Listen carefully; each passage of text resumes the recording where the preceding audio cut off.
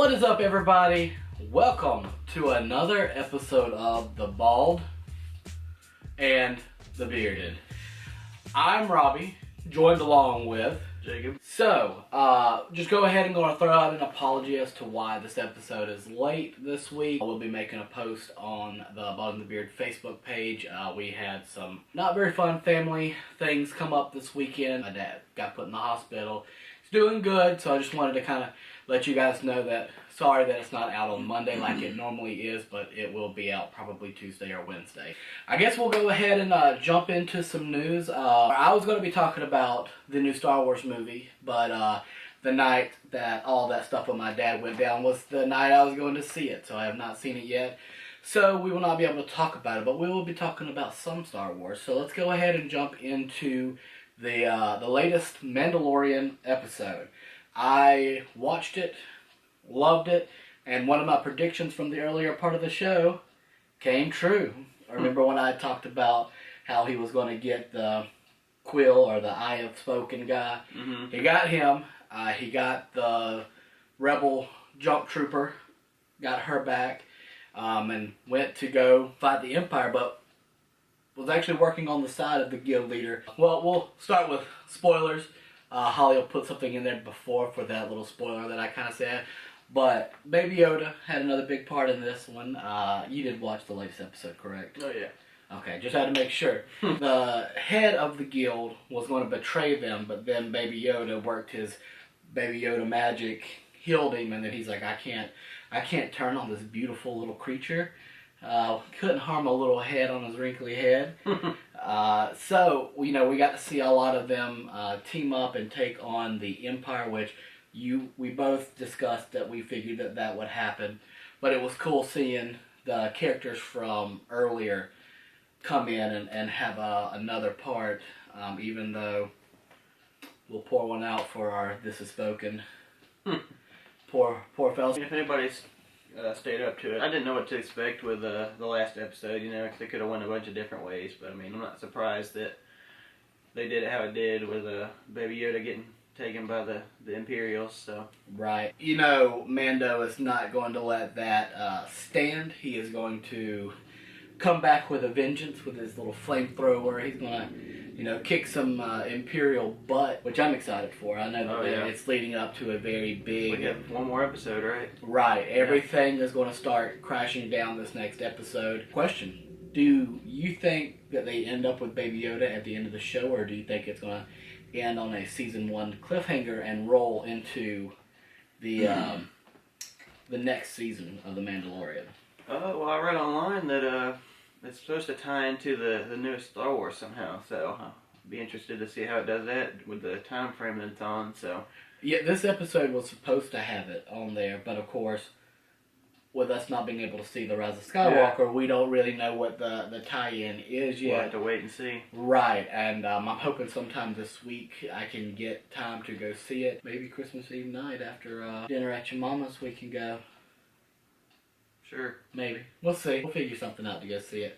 So, The Mandalorian dropped earlier this week. I thought it was a really good episode. I liked how it brought back the characters. It built up a lot of things. Baby Yoda actually used the dark side of the Force in just a friendly arm wrestling match. He was choking. He's choking a hoe. I'm like, Baby Yoda, you're Baby Yoda. You can't use dark side. Don't do it. You're good. You're everything that is pure in the world, Baby Yoda, and you're going to use the dark side to choke a hoe.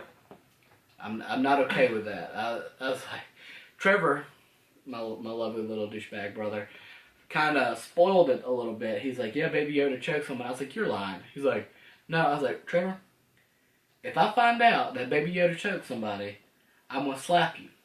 So Trevor, watching this episode, whenever it comes out, know you got slap coming. Prepare yourself. I'm going to slap right upside your head. Right upside your head. I mean, it was a good episode. Looking forward to see how they do the finale. Strong episode to lead up to. I'm sure it'll be action-packed and a lot always of cliffhangers towards the end, I'm sure. Yep, Star Wars is very good with their cliffhangers. Oh, yeah. So to kind of transition to a video game made TV show, I know you've watched it. Have you played the games? I played a little bit of The Witcher 3, but not enough to know like the story on it. Yeah. Netflix dropped The Witcher TV show starring Superman himself. Oh yeah. Oh, Henry. Henry Cavill. Henry Cavill. Cavill. What are your initial thoughts of The Witcher TV show? It's very well put together. The CGI has been really good for a TV show. I mean, Netflix, I don't think they really spare any expense with their originals, but it's definitely going good so far. I think I just made it into episode 5. Okay, so you're it's getting into it. It's got 9 episodes. It's starting to heat up more, kind of diving more into the story. I'm kind of getting a sense of how things are and right. Getting an idea of the characters and everything like that. So it's a really good show. If you haven't checked it out, I really recommend it.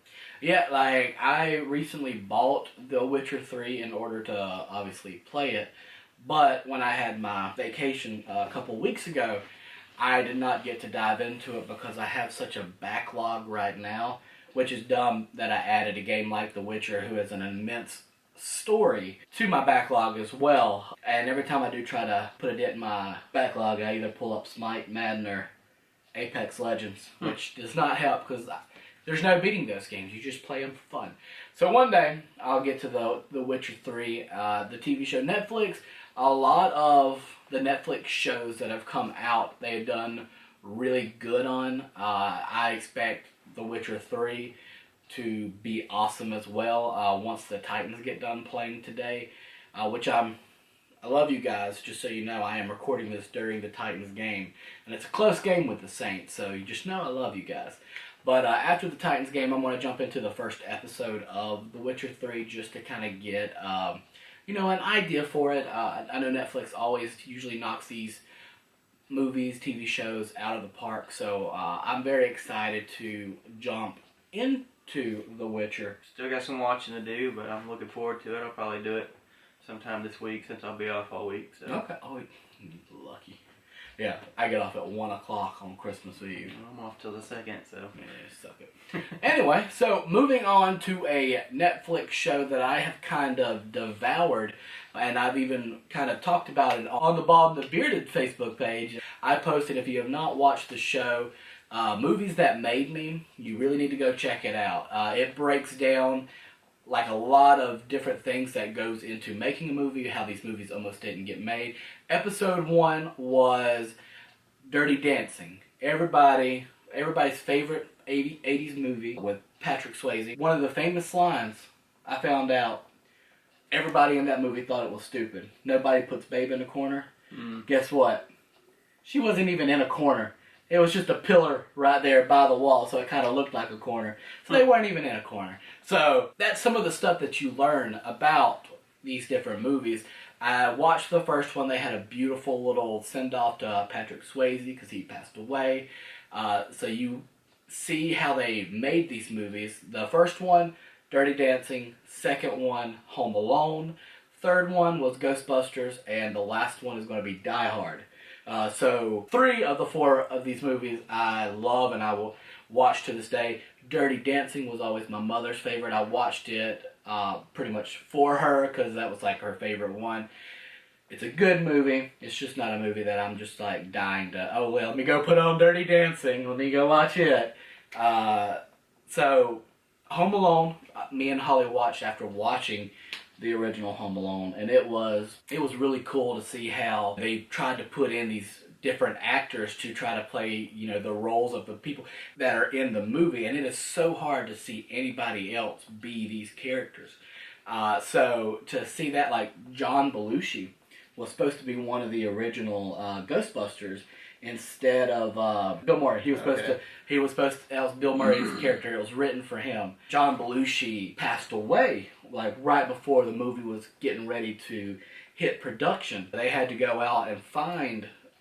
And it was supposed to be Eddie Murphy as well was supposed to be in this movie. So like a lot of crazy things happened. The movie almost didn't get made.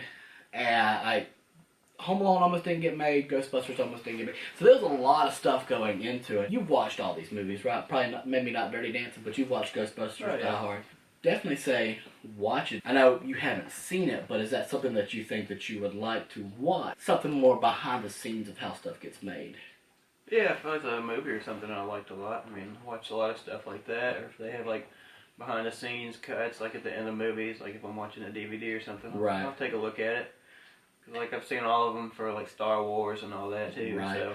And what's really cool about movies that made us is that it takes like those stuff, like they give you the extras on the DVDs, they take it to a whole nother level. They show you like the person who, you know, wrote the script. They go from like with Ghostbusters, Dan Aykroyd wrote everything, and him and John Hughes, they were all working together to try to get this made.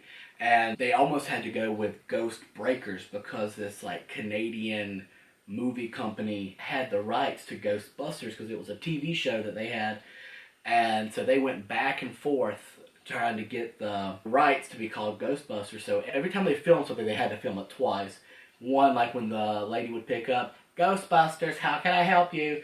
She'd have to record it again. Ghost Breakers, how can I help you? They had to do that over and over again, and finally, like halfway through it, they said, forget it, we're just going with Ghostbusters. We'll try to get the rights and see what happens. And obviously they got the rights to it and everything like that. But it was just a super cool in-depth look behind the scenes of everything. So if you haven't watched it, go ahead and watch it. It's on Netflix. And they also have a series called Toys That Made Me. I've seen something about that. Right. And I'll probably watch that after I get done because, you know, there's a lot of the 80s and 90s toys that were super huge.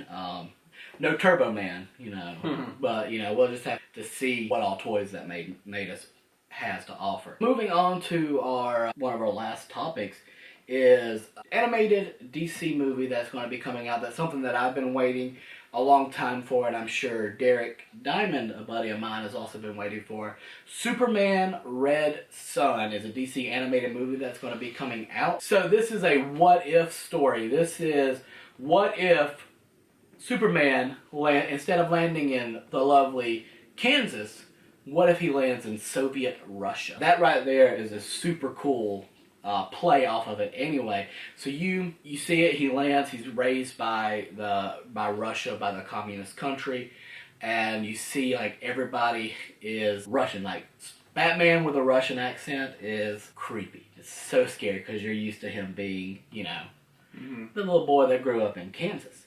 Well, you get to see Batman come over, obviously still in Gotham, but yeah, he's dressed like a Russian Batman because he's having to infiltrate there. And seeing that super cool, you get a Russian version of Wonder Woman. The Green Lantern Corps are in it, so you get to see a lot of super cool battles between the Green Lanterns and obviously Russia with Superman. Sounds like it's just reverse roles, pretty much. Superman's basically a communist evil man, and yeah, they're gonna have to fight each other, and I guess have to take him down, or one of them's gonna lose, or something. And the crazy thing, because I read the graphic novel for Red Son, and he thinks he's doing good. It's one of those things, and so you see a lot of Superman battling with himself. Did I say Batman? Superman battling with himself, and obviously having to battle a lot of inner conflict. Batman as well, yeah. And you know, I like these what if stories because Flashpoint, another DC animated movie. Flashpoint is probably one of my favorite because you do get to see a lot of different like what ifs, different storylines. Like my favorite part of Flashpoint is with Batman, Bruce Wayne is the one that dies, and Martha goes crazy, becomes the Joker, and Thomas, which is Bruce's father, turns into Batman, but he is a different Batman. He has no second thought to pushing somebody off a building or shooting them with a gun. So that, you know, just seeing these different people in different roles. You've grown up knowing Batman doesn't kill. Superman, you know, tries not to kill, but when you knock a building over, things tend to happen, as we saw in the Henry Cavill Superman movie. Like Bruce Wayne saw that all these people died. You know, it happens, but you see these people in these roles, and these like what ifs or these alternate realities come out, and it's just completely different, and it's super refreshing and super cool to see. It made me think about a show I just finished watching. They just dropped their final season. It's called Man in the High Castle. Okay. It's a what if series, basically. Like, I'm a big history person. I like diving into World War II stuff. I mean, I've watched Band of Brothers and all that. Right. Saving Private Ryan, of course. But good movie. Man in the High Castle is basically what if the Axis forces won instead of the Allied.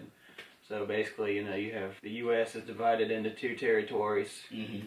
The eastern border is for the Nazis, and then the western border is the Pacific, which is Japan. Yeah. And basically, you know, they have a rebellion throughout the whole thing, off and on, to make it simple. So basically, you know, the good guys win. Right. Nazi Germany gets pushed out, and so does Japan, and happily ever after, pretty much.